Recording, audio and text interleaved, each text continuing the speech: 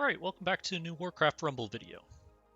Today we'll be taking a look at each of the faction leaders' talents. I'll be ranking the talents 3rd through 1st in order to see which talent is the most useful. A reminder that these are all just my own opinion, and your opinion may vary based on your own experience. With that out of the way, don't forget to like, comment, and subscribe, and enjoy the video. Starting off with Jaina, number 3 is Blink, periodically teleport away from attackers. This talent is alright for keeping Jaina alive and well at the backline of your troops, but we don't really use Jaina as a standard unit. We use her more for her leader ability, so this lands the talent at number 3.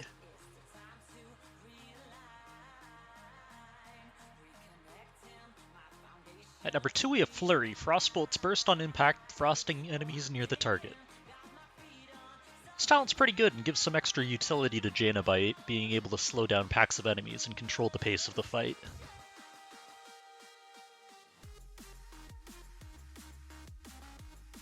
At number 1 we have Clear Casting. Spells cost 1 gold less if played immediately after Jaina. This talent synergizes perfectly with Jaina's leader ability of boosting up the power level of the spells you cast while she's alive, getting a nice discount on your next spell casted.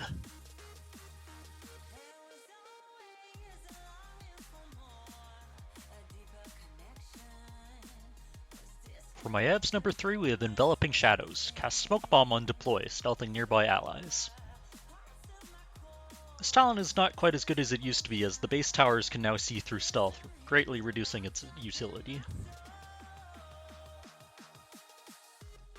At number 2 we have Remorseless. Deal double damage for 2 seconds after killing an enemy. This one lets Maiev chain kill through packs of enemies quite well, making her really a force to be reckoned with.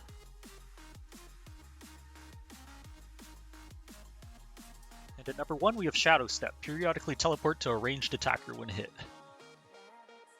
This talent is great as it allows Maiev to get into the backline where she can cause havoc, and being AoE means she can often take out 2 or more backline units at once. Number 3 for Tirion is Consecrate. Regularly consecrate the ground, damaging enemies within. The Consecration only really tickles, and it doesn't really provide as much utility as the other 2 talents, so it lands at number 3.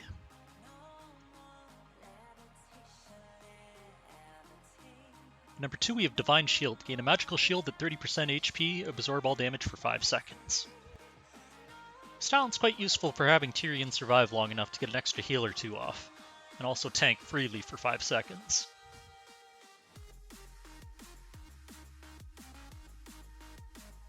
At number 1 we have By the Light. Heal the primary target for twice as much. This talent is great at keeping your pushes well sustained, and even the self-healing Tirion does on himself is surprisingly survivable because of this.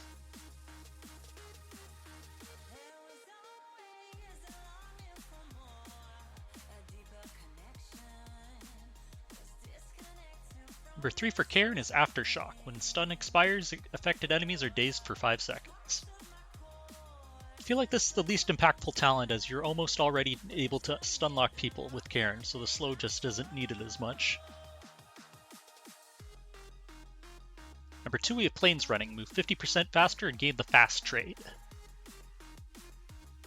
This one's not bad, as Cairne by default moves very slowly, so a nice speed up makes him get into the action fast and make an impact. At number 1 we have Reincarnation. After death, resurrect at 50% once. This talent just helps the overall survivability of Cairne and leaves him on the field longer in order to create more of an impact on the battle.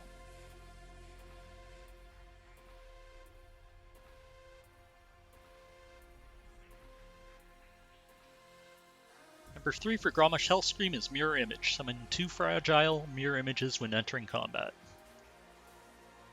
These images are just too vulnerable to being AoE'd down before they're able to do anything, so that lands them at number 3.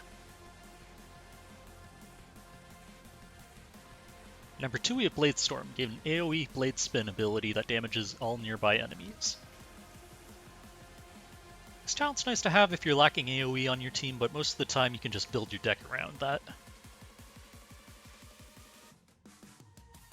Number 1 we have Savage Strikes. Deal double damage to enemies who are below 50% HP. This This talent's great and very strong and effectively gives Grom a 50% average more damage throughout a fight.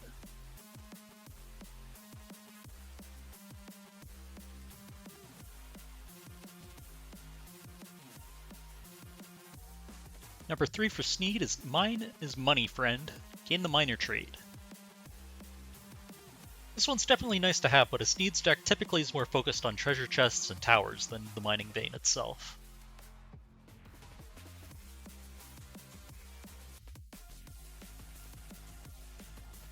At number 2 we have Land Grab. Gain a level whenever non-passive gold is earned.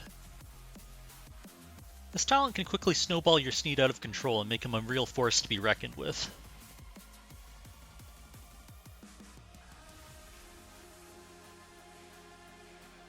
Number 1 we have Lead with Greed. Gain an additional +2 gold when Sneed's triggers Sneed before Greed. This talent really helps you extend your massive gold advantage you have as Sneeds over your opponent, and it's relatively easy to pull off also.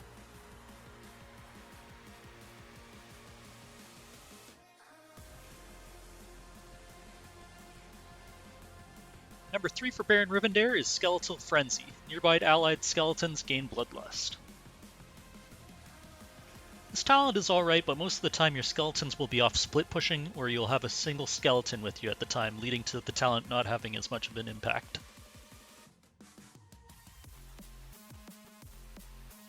Number 2 we have Death Pact. Periodically sacrifice a nearby skeleton to be healed. Baron Rivendare himself is a pretty solid and relatively tanky unit, so being able to top himself off is a nice addition.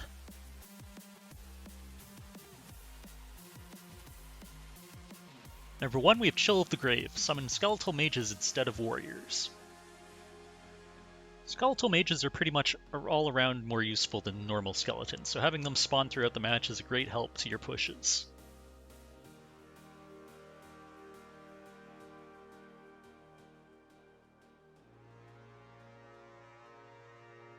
For Bloodmage Thalnos is number 3 we have Dominance. Spells costing 4 or more grant an additional level.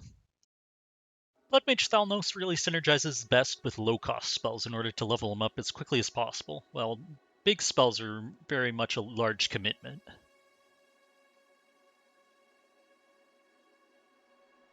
Number 2 we have Bane. Playing a spell increases attack speed by 30% for 5 seconds. This is a great talent to give your Bloodmage Thalnos more DPS during clutch situations, so it's a welcome change.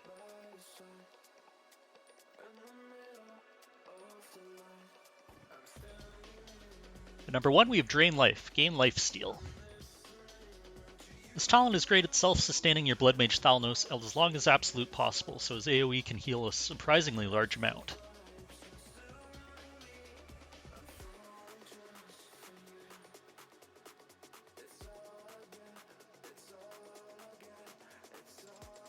For Sylvanas Windrunner's number 3 we have Banshee's Wail. Scream on death, stunning nearby enemies for 3 seconds.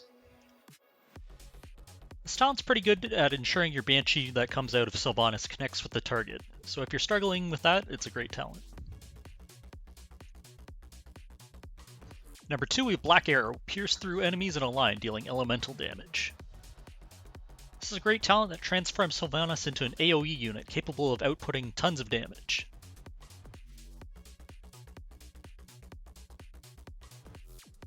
Number 1 we have Forsaken Fury. Horde and Undead near Sylvanas gain Fury. Since Horde and Undead already synergize with Sylvanas' leader ability, this just pours on the threat level you give to your pushes that involve her.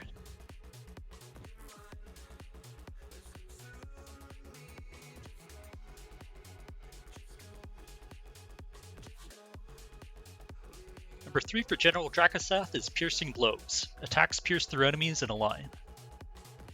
While nice to have, I find it rather inconsistent that enemies will line up perfectly for you, so it's hard to make use of this talent.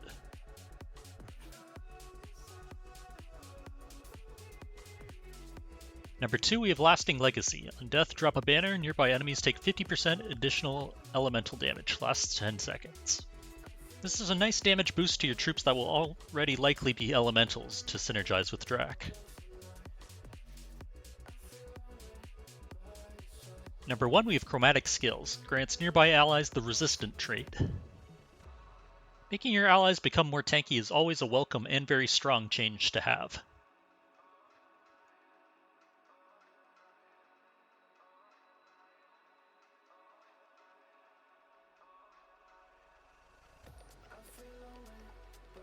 Rend Blackhand, number 3 is Legionnaire. Dismount when first taking damage, the Drake continues fighting.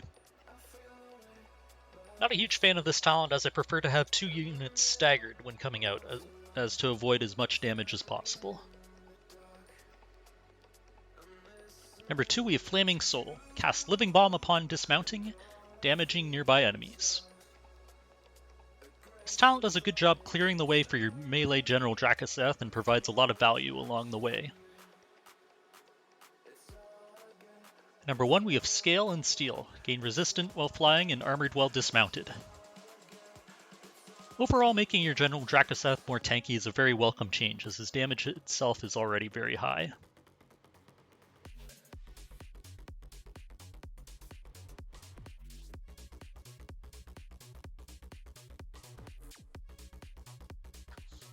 Charlga Razorflank's third talent, we have Spirit Passage.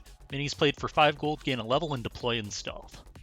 This is a solid talent for gaining more value out of your units, but just gives a bit too little for me to recommend it above number 3. At number 2, we have Cavernous Mists. Deploy cost reduced by 1 gold. Not much to say about this one other than the 1 gold discount makes her a good deal more efficient than she was before. A welcome change.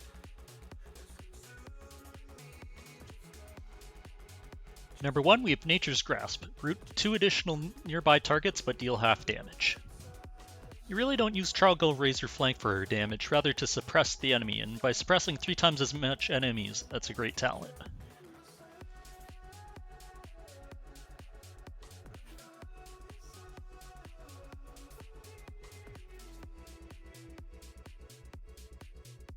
Coming in at number 3 for Hogger is Spoiled Meat. Gain Poison. Hogger becomes such a high DPS threat the later the game goes that little bits of poison chip damage aren't super relevant for him.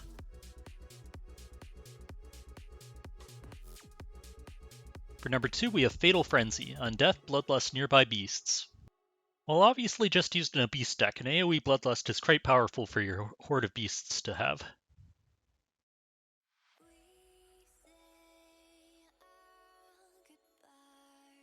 At number 1, we have Hamhawk. Hogger also gains 10% additional max HP each time he's played. This talent transforms Hogger into a much tankier unit late game, giving him a lot more uptime on his very fast and powerful melee swings.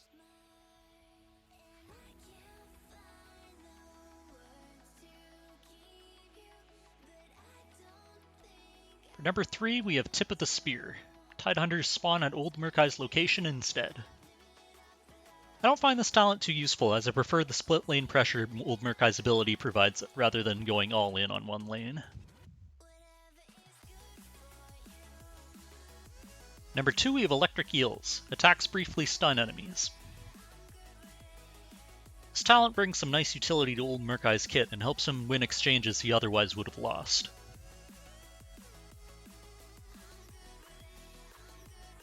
Number 1, we have Marathon of the Murlocs. March of the Murlocs lasts an additional 5 seconds longer after deploying. This talent is great as it makes your Old Murk-Eye combo even more powerful and threatening, as you'll likely be able to squeeze out an additional 1 to 2 Tidehunters out of it.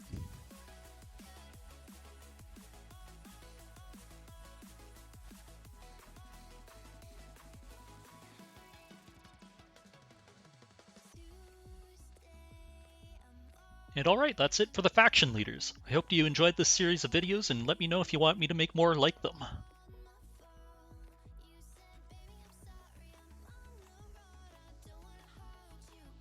As always, thank you so much for watching, and don't forget to subscribe for more videos.